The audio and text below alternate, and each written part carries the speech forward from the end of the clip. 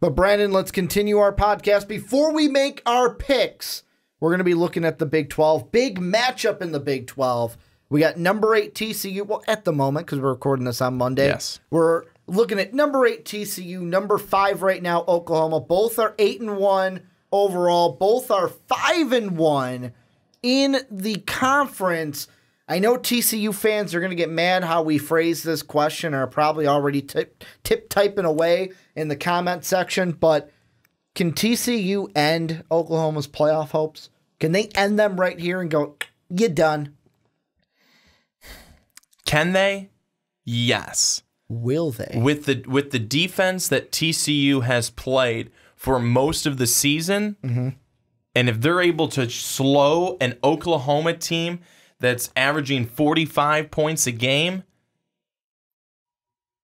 they could do that. But after what we saw this past weekend in Bedlam, no defense.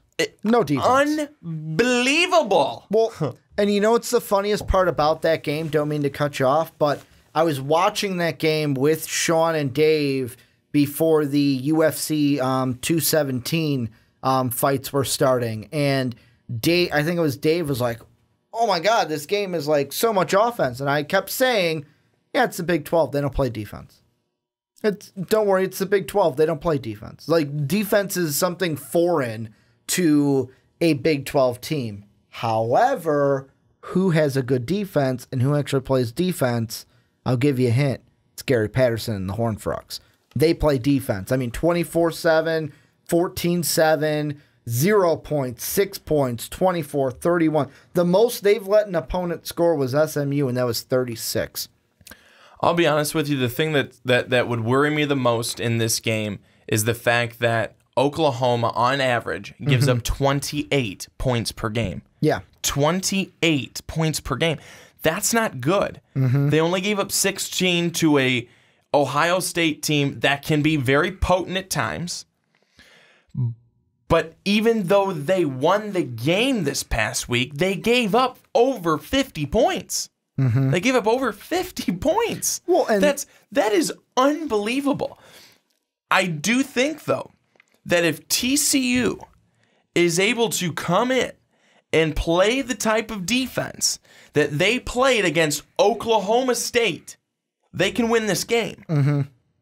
But only if they play that type of defense. Otherwise, we've seen what Baker Mayfield can do. Baker Daddy Mayfield can do. Is that his real nickname? Am I missing something here? It's got to be. I mean, it's got to be. Did you see what he did last weekend? It's got to be. Well, he's really good at planting flags. That's what I hear. I hear he's really good at planting flags and putting them right into the... I hear when he's done with college, he's going to try to become the Florida State mascot because, you know, the spear. He can really plant that spear right into the field each and every game. But all joking aside, if TCU wants to win this game, and I'm going to look at the TCU side, they need to watch tape of the Cyclone Sooner game, the only loss for Oklahoma, because there's two glaring things you need to do to beat Oklahoma. Number one, Mr. Kenny Hill, you got to be perfect. You can't throw an interception. You cannot throw an interception. You cannot give Baker Mayfield more chances. The more chances you give Baker Mayfield, the more chances you're going to lose this game. Number two, the defense needs to win the turnover battle because you look at the Cyclones. They lost the yardage battle. They lost the time of possession battle. Hell, they even lost the first down battle. You know what battle they did not lose? The turnover battle. I know it was 1-0, but they won the turnover battle. Their quarterback played strong. Those are the two things you need. You need strong quarterback play from Kenny Hill. We can't have an Iowa State game from Kenny Hill again where you're only putting up one score, and your defense needs to come and force turnovers on Baker Mayfield.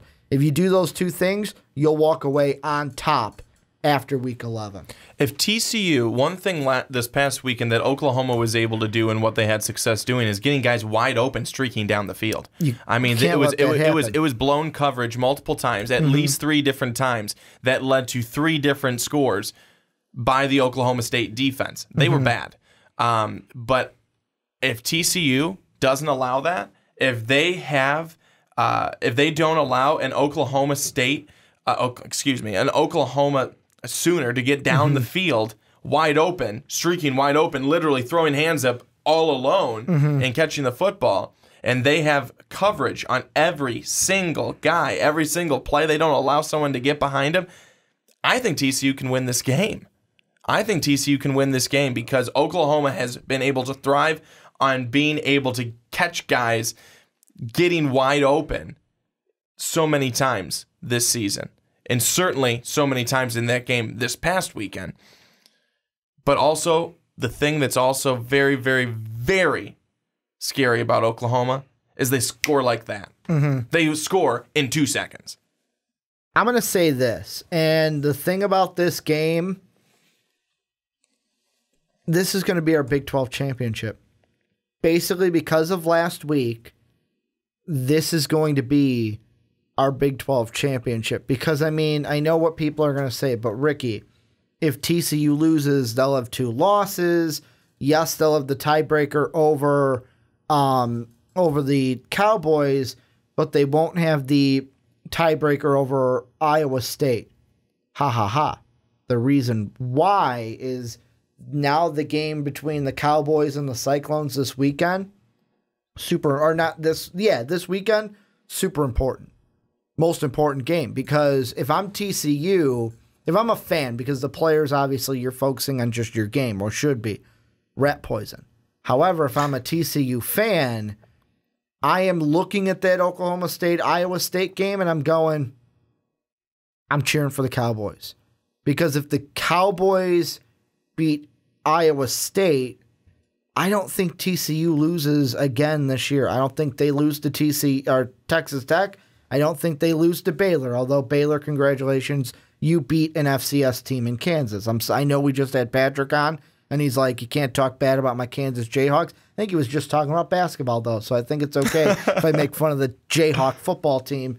Baylor, though, I don't think will beat TCU. So even if TCU loses this game, if Oklahoma State wins this weekend against the Cyclones, we will most likely be looking at Sooners and Horned Frogs in the Big 12 title game. Do we see, if Oklahoma beats TCU this weekend, do you think West Virginia is a threat at all in the final game of the regular season? Yes. I kind of want to say yes. The only reason is, let me pull up West Virginia's schedule really quick because I didn't have theirs up. So with them, they've beaten Iowa State, which is good. They haven't played, or they lost to Oklahoma State. So if you would have won that game, it would have been a lot clearer. But I do think that if I'm Oklahoma, you can't overlook them. And if TCU wins this game, then we're looking at a completely different outcome, because Oklahoma, yet again, it comes if Oklahoma State beats Iowa State, then Oklahoma's like, phew, we don't have to worry about the team that beat us. However, you would be 2 losses.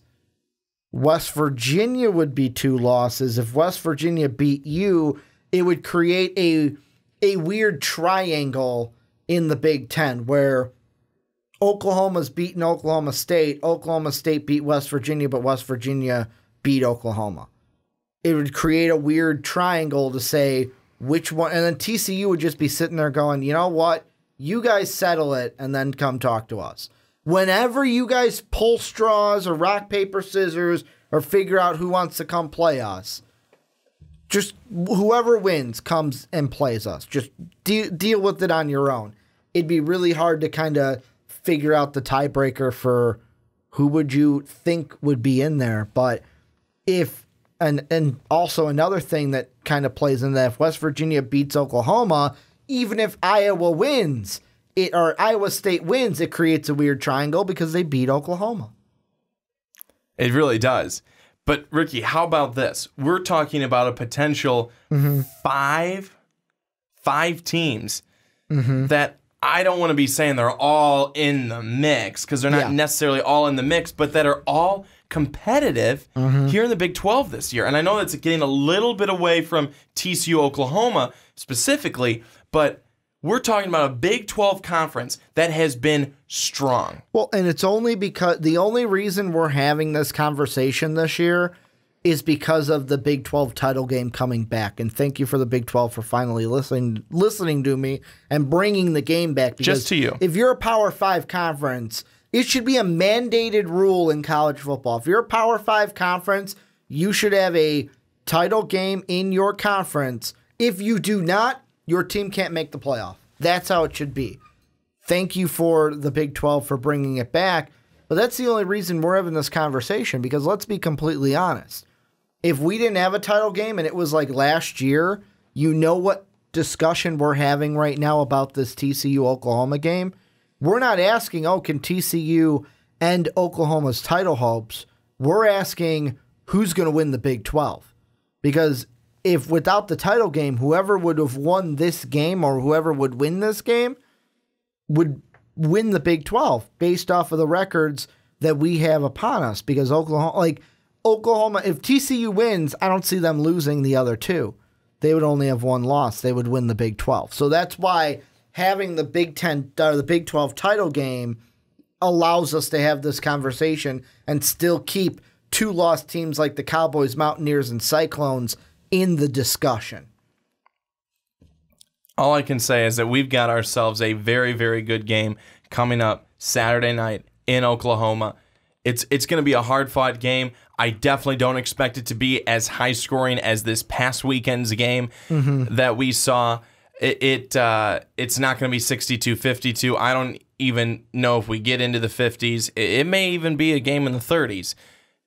It's going to be a close game. Spoiler alert, 31-28 TCU. There, I gave you my pick. I don't care if I spoiled it. 31-28, Horned Frogs on top. That's who's going to come away with this one. I'm going to wait on my pick. I am confident in TCU in this one, and basically it's also another thing of I've been riding TCU all year. I've been in their corner. I'm not going to ditch them now. I am not going to ditch TCU when the chips are against them.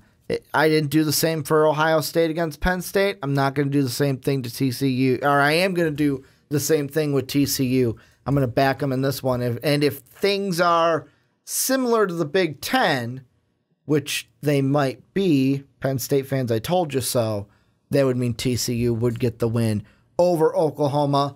Any final thoughts you've got on the Big 12 or this game between Oklahoma and TCU? It's definitely a game I'm going to be watching right next to Primetime on Fox. I would say right next to Notre Dame, Miami. Primetime on Fox. Is the Notre Dame Miami game at the same time? I want to say it was 7 o'clock. Okay. Yeah, this one's a 7 o'clock Central Timer on Fox. So let us know what you guys think down below in the comment section. You got TCU, you got Oklahoma. What do you think is going to happen? It says 5. It said 7. No, it says game? 7 right now. So it is 7. It said 5 a minute ago. Now it says 7. I don't know. We'll find out on Saturday. But you guys let us know what you guys think down below in the comment section.